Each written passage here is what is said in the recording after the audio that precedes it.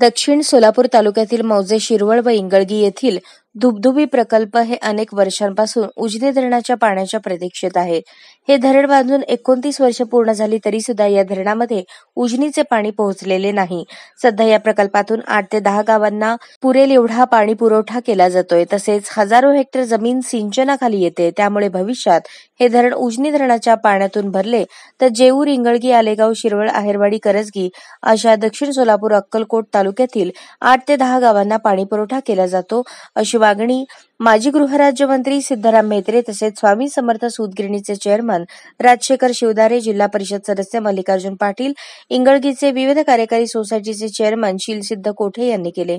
यावेळी पंचक्रोशीतील नागरिक, शेतकरी मोठ्या संख्येने उपस्थित होते.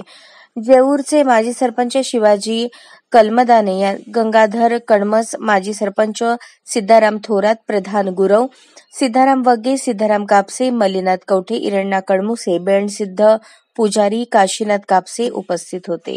अशाच नवनवीन अपडेटसाठी जनता राज्य न्यूज चॅनलला सबस्क्राईब करा, लाईक करा आणि शेअर करायला विसरू नका.